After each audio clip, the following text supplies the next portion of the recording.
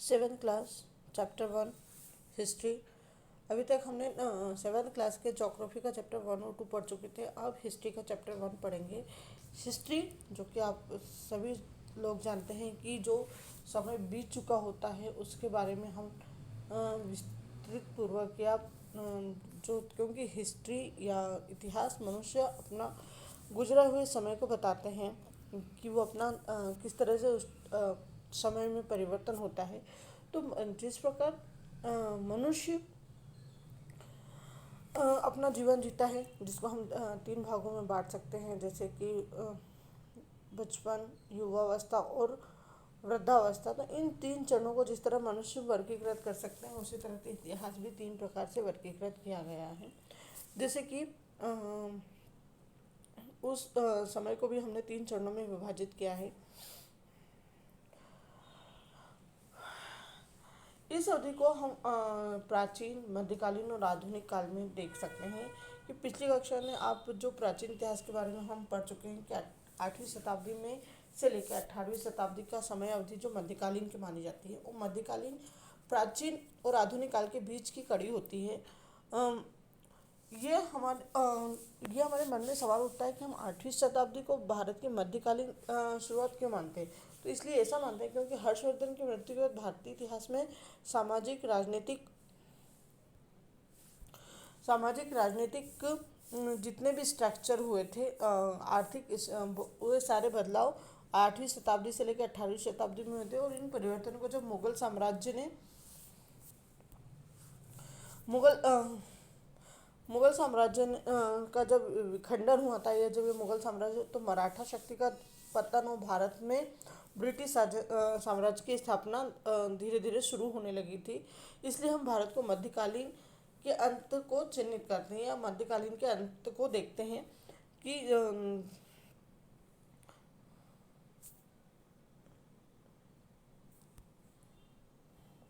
क्योंकि मध्यकालीन जब जितने भी परिवर्तन हुए थे यहाँ पे धार्मिक मान्यताओं, भाषाओं और शासन के जो भी जितने भी प्रभाव थे, इसलिए भारत में जो प्राचीन काल है, लगभग 8वीं शताब्दी से लेकर 18वीं शताब्दी ईस्वी तक चला था।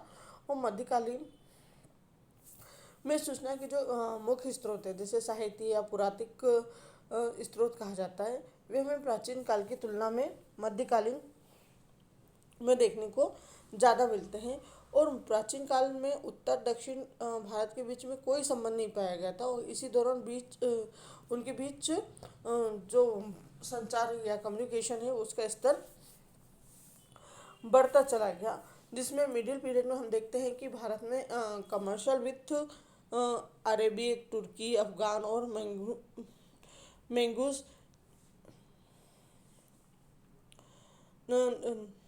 के साथ संवाद भी शुरू हो गया था। मतलब विदेशियों के साथ भी, जब हम यहाँ तक कि दक्षिण भारत में जब संवाद हमारे ना के बराबर थे, उसके बाद धीरे धीरे जब मध्यकालीन आया तो हमारे इनके बीच भी हमारे संवाद सुधरने लगे। और इस अवधि में जब भारत की में जो घटनाएं या उनका रुझान प्राचीन काल से अलग था। भारतीय इतिहास को मध्यकाल के दौरान ये 13वीं शताब्दी की शुरुआत हो रही थी। भारतीय इतिहास में मध्यकाल को प्रारंभ में हम देखते हैं कि भारत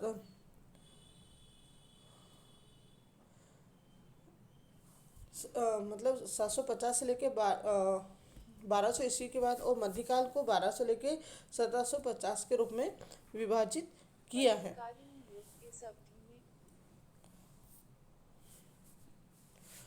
इसके बाद आता है अर्ली मतलब early and later middle period.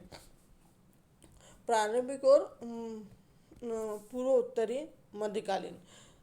इस काल में के मध्य इस काल के मध्य में दक्षिण एशिया से जितनी भी जनजातियाँ बड़ी संख्या में जो आए थे, इस पहले ये प्रवासी या आक्रमणकारी के रूप में अपने आप को स्थापित किया था। और जिन आक्रमणकारियों की मदद से मध्यकाल में कई ऐतिहासिक घटनाएं घटी हैं या उनका अनुसरण जब हम करते हैं, तो यहाँ पे देखने को मिलता है कि जो अरबों ने अरेबियंस आए थे, या 712 ईस्वी में तो सिंध पर विजय प्राप्त की थी। और इसका अर्थ होता है कि एक तिथि के बाद इसका इस्तेमाल मतलब जो ये एनोडोमनी जिसको ईडी का मतलब होता है अनो डोमिनी। तो ये यहाँ पर अ, इसका एनोडोमनी का अर्थ होता है कि तिथि के बाद जो इस्तेमाल किया गया अन्न अन्न ई का मतलब, और डोमनी जो दर्शाता है कि ईसा के जन्म के बाद वर्षों से जो संख्या दर्शाता है। तो इनका जो सिंधु प्राप्त की थी, तो व्यापारी और विद्वानों ने इसकी जीत के बाद भारत के बंटवारे के दौरान शुरू कर दिया था। मतलब भूमि मार्ग से, जल मार्ग से, और कई अरब आक्रमणकारियों ने मालबार तट से, मतलब समुद्री तट पर तो विभिन्न नामों से भारतीय, चूंकि आर्य उत्तर पश्चिम गंगा यमुना के क्षेत्रों में बस गए थे, इसलिए प्राचीन काल में भारत को आर्यव्रत के नाम से जाना जाता है। इसके बाद हम देखते हैं कि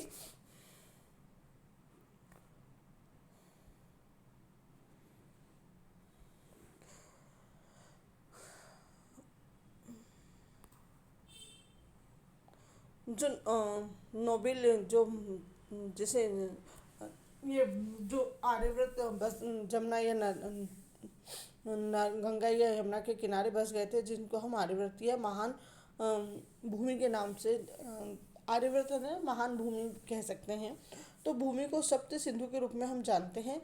जब ये पंजाब क्षेत्र में बस गए थे, तो यहाँ 7 नदियों भूमि को दर्शाता है, वे सिंधु और उसकी 6 सहायक नदियाँ।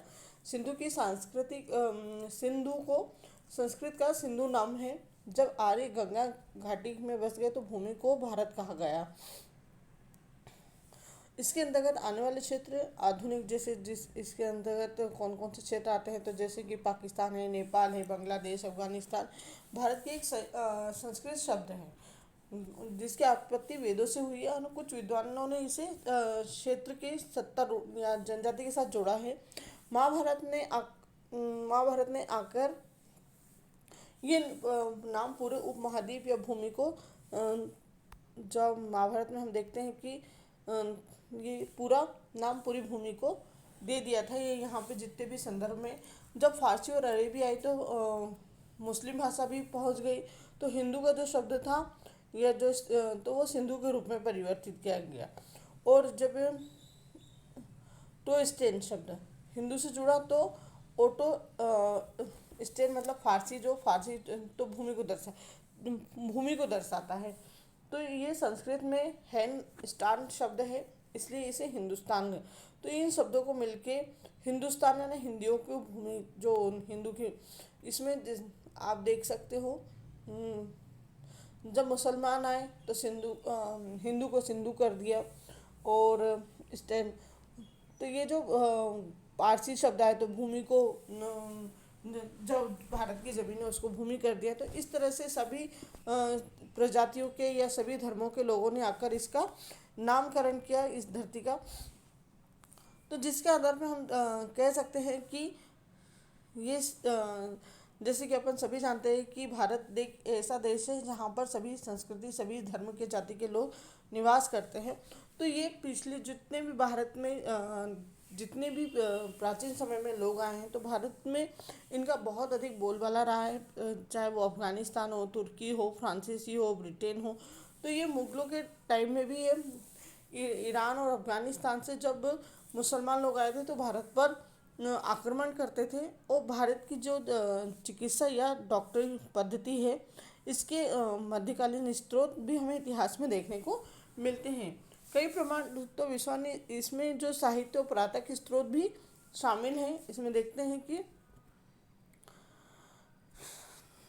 जब वैज्ञानिकों द्वारा ने इनमें खुदाई की, तो इसमें सिक्के, स्मारक, शिलालेख, किसी भी मतलब भौतिक तौर पे ये बहुत अधिक सूक्ष्म, या जो इनकी बिल्डिंग वगैरह बनाए जाते हैं, ये जो खोज करता है या अर्थशास्त्री के तौर पे देखा जाए या वैज्ञानिकों के तौर पे देखा जाए तो इसमें बहुत सारे चीज़ें हमें सोर्स मिलते हैं पुराने विभागों से।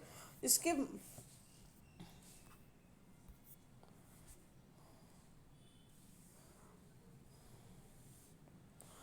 और जब हम और भी जैसे स्मारक जैसे किले शासक राजाओं के द्वारा बनाया गया जो धर्म संरचनाएं या मध्यकालीन में जो सबसे महत्वपूर्ण जो पुराने स्रोत हैं या पुराने ज़माने के जो, तो इस अवधि के इतिहास को हम देखते हैं तो पत्थरों चट्टानों की सतहों पर इनके प्रमाण हमें देखने को, राजा महाराजाओं के किले हैं, गुम्बद हैं, तो ये वहाँ पे उनकी जो चित्रकारी है या फिर उनकी नक्काशी है, तो ये सब चीज़ हमें उनको देखने को मिलती है। और प्रत्येक राज्य या वहाँ के राजा ने स्वयं अपने चिन्हों को अंकित किया है, चाहे वो मुगल हो या मराठा हो या हिंदू शासक हो, तो सभी ने अपने अपनी जैसे किसी ने सिक्के चलाए तो किसी ने शिलालेख पे लेख लिखवाए, तो इस टाइप के हमें देखने को मिलते हैं। और शिलालेखों अधिकतर हमें भारत और दक्षिण पूर्व एशिया के स्थानों पर देखने को मिलता है कि ये स्तंभों चट्टानों पर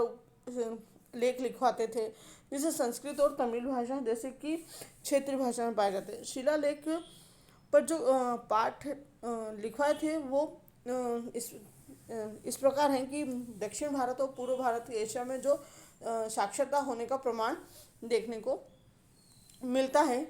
और राजाओं की जो आर्थिक स्थिति या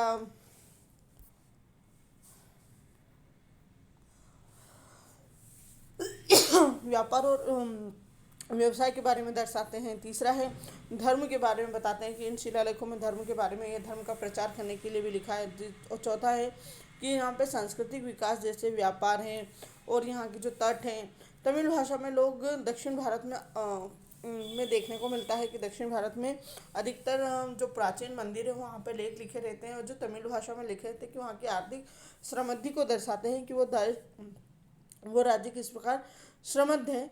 और इन 16 लेखों में व्यापार का विस्तार या 10वीं से लेकर 13वीं शताब्दी के बीच में जो समृद्ध हुआ था उसके बारे में देखने को मिलता है। इसके बाद आता है पांचवा, जब व्यापारी संघों के बीच राजनीतिक संबंध बने या जैसे चोल राजा दक्षिण में एशिया देशों के साथ व्यापार करने या मध्य या पूर्व की ओर हम दक्षिण पश्चिम देशों में भारी मात्रा में देखते हैं कि इनका कपड़ों का व्यापार बहुत ज़्यादा निर्यात हुआ था। उसके बाद छठा है लोगों का और सामाजिक आर्थिक जीवन। लोग जब सामाजिक और आर्थिक जीवन किस प्रकार जीते थे। और सातवां जिसमें वाला पॉइंट मध्यकाल में जब शासक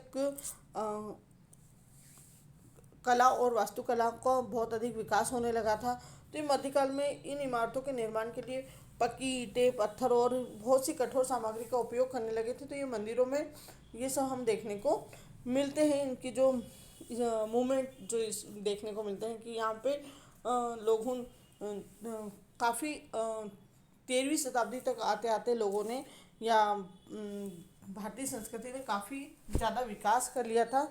इसलिए हम इसके बारे में मूवमेंट के बारे में, और ये आज का वीडियो इतना चैप्टर 1 के पेज नंबर 7 और 8 रीड कर चुके हैं। इसके बाद अगले वीडियो में हम चैप्टर ज्योग्राफी का फर्स्ट चैप्टर आगे पढ़ेंगे।